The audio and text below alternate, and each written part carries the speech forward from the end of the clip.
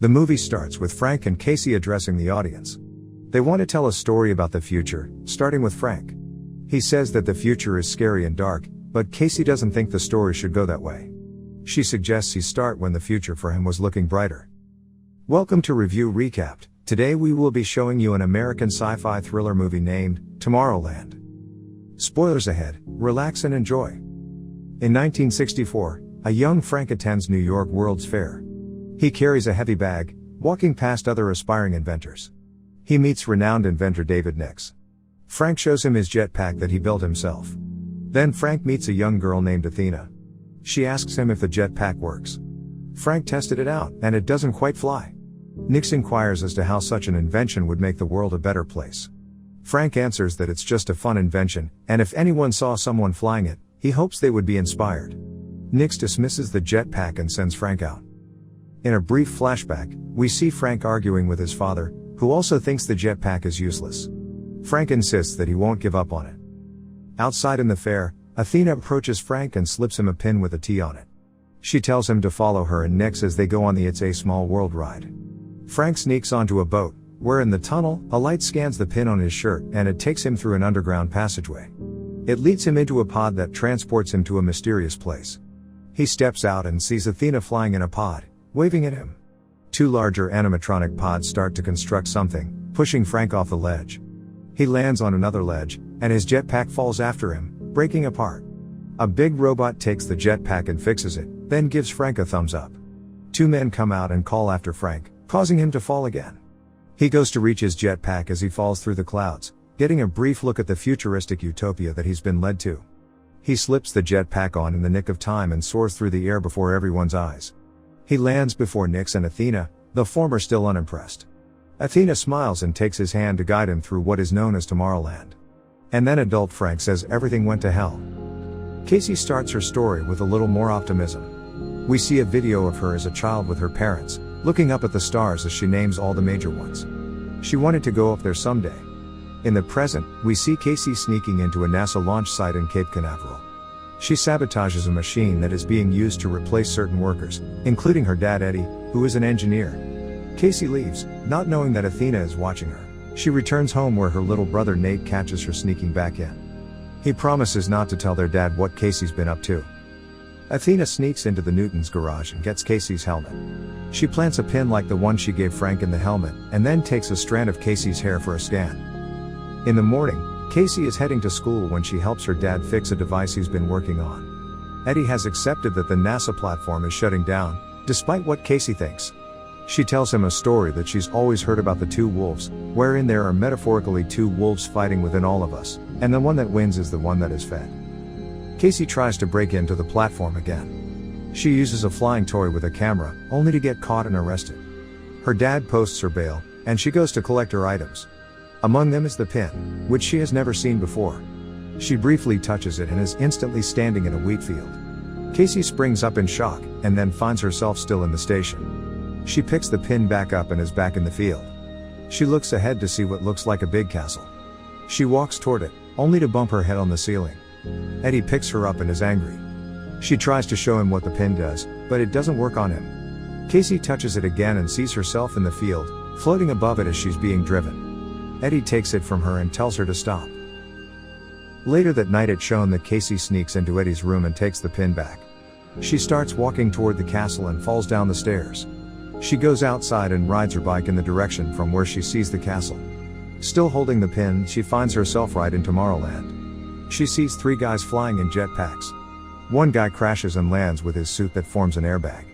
Casey continues walking through the place and is amazed at all the inventions she sees. It appears as though the other attendants can see and interact with her. Casey then notices that the pin is counting down to less than 2 minutes. She rides a shuttle and is invited by one attendant to ride with her and a few others. As Casey walks toward them, it appears she's walking through water. The time on the pin runs out, and she is walking through a swamp, frustrated with the pin's limited power. Casey runs back home and gets Nate to log into their dad's computer. He helps her find an address to a shop where they have pins like the one Casey has. She tells Nate that she saw the future, and he will get to see it, but not yet. She asks him to tell their dad that she went on a camping trip. The next morning, Athena shows up at the Newton home posing as a Girl Scout. Nate knows she's faking, but Athena knows that Nate is lying when he says Casey is camping. He tells Athena where she really went. Casey goes to a shop called Blast from the Past, filled with vintage memorabilia items, and an excuse for Disney to plug Star Wars. She meets the two shop owners, Hugo and Ursula, Keegan-Michael Key and Catherine Hahn. When Casey shows them the pin, they ask her if she saw something and where she found it. Casey says she got it after she was arrested, prompting Ursula to push a button. They start to ask her menacingly if she saw a girl. They then take out two plasma guns and aim them at Casey.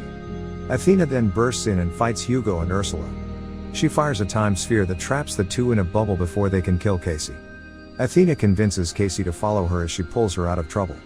She then gets Ursula to impale Hugo, and then she rips off Ursula's head, revealing both of them to be robots. Athena grabs Casey and runs as the robots self-destruct and destroy the shop. Athena breaks into a car and uses a special key to take it. Casey learns that Athena is also a robot and that she knows of what Casey has seen. She admits that she planted the pin in her helmet. Casey makes Athena stop the car and leaves. Athena follows after her and gets hit by a truck. The driver runs out, giving Casey a chance to swipe the truck. Athena gets up and runs after her before catching up and hijacking the truck herself. The girls ride to find Frank's house. Athena takes Casey far enough to leave her right in front of Frank's house. A wild dog runs out to Casey, which turns out to be a hologram. She goes up to the door and calls Frank out. She holds the pin to the camera and then gets thrown back by a powerful blast. Frank tells Casey to go away, and that he won't tell her anything about the pin, and that he couldn't even take her to the place she saw because he's been banished from there. A team of robots goes to the burnt down shop. They pull out Ursula's burnt robot head, revealing their nature to the cops on the scene before vaporizing them with their plasma guns. At night, Casey sets Frank's tractor on fire, distracting him long enough for her to sneak into his house. She finds a few of Frank's inventions, including a recording device showing him as a child with Athena. He apparently tried to make her laugh but did not succeed. He still didn't seem to know that she was a robot. Frank gets back inside as Casey goes to his room where he has a bunch of monitors linked around the world, along with a countdown clock. Frank has apparently built something that is about to go off in 58 days' time, bringing about the end of the world. Frank has lost all hope, but Casey hasn't, and the 100% probability meter on Frank's screen goes down a few points. The robots then show up and threaten to attack Frank if he doesn't give Casey up. They break in and attack, forcing Frank to use whatever inventions he prepared against them. Casey finds a portal machine and uses it on one robot, while Frank uses a laser trap to kill a few others. They go into the bathroom and hop in a tub where Frank ejects the tub and blows up his house. He and Casey land in the lake and run into Athena, and Frank is not very happy to see her. Knowing that they'll be hunted, Frank brings Casey and Athena to a teleportation machine of his invention. Frank makes Casey cover her eyes with padding and then braces her for blood sugar loss. When they arrive at their destination, Casey falls to the floor. Athena fetches her a bottle of Coke, which she chugs instantly, and then chugs Frank's other bottle. They walk outside to see themselves in the Eiffel Tower. They go into a room with mannequins of Gustave Eiffel, Jules Verne, Nikola Tesla, and Thomas Edison. They were the founder of Plus Ultra, a group of inventors dedicated to finding other dreamers and inventors with the hope of shaping the future for the better. Together, their experiments uncovered a new dimension that would become Tomorrowland. Frank brings the girls to a rocket in the tower. 3 robots then come in to attack.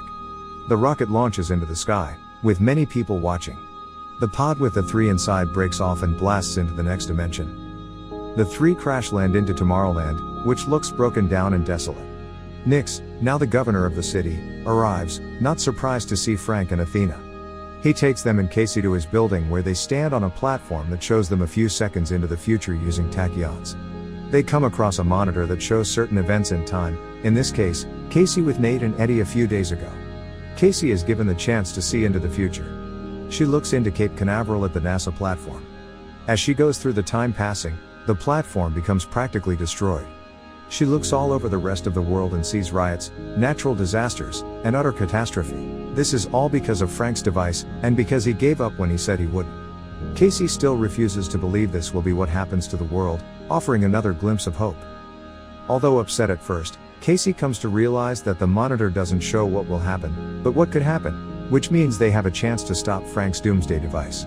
It turns out that Nix is keeping the device going because he had shown the people of Tomorrowland the monitor featuring the destruction, saying they can stop it, but nobody listened to him. He just figured he ought to let it happen and then shape the world in his own way. Nyx opens a portal to banish the three before the world ends, but Frank ends up fighting him while Athena and Casey try to use one of Frank's kiloton bombs to destroy the machine. Casey rides a platform up to throw the bomb, but she misses her chance and is forced to throw it through the portal. Two of Nyx's giant robots come into the battle, with Athena programming one to fight the other.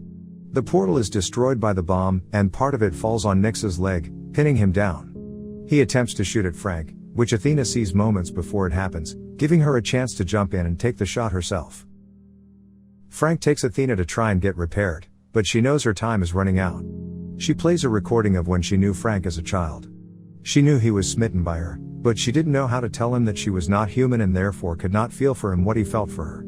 She watched Frank as he grew and was banished from Tomorrowland. Athena tells Frank to use her self-destruct sequence to destroy the machine. Frank carries her with his jetpack up to the highest point. They say goodbye as Athena shuts down completely. Frank drops her into the machine, causing it explode and come crashing down on top of Nyx. Together, Frank and Casey decide that they can help change the future for the better. They start by recruiting Nate and Eddie by having Casey return home through another portal. We then see that the people they've been telling the story to are dozens of Athena-like robots, with a hope that they can continue to bring about the vision of Tomorrowland. Frank and Casey give all the kids pins and send them to various places around the world with the portal. The kids drop them around to other people that they deem worthy of seeing the future. In the end, we see that all the people find the pins and touch them, allowing them to also uncover the mystery of Tomorrowland. Hope you enjoyed. Subscribe and help us grow by turning on the notifications, please. Thanks for watching.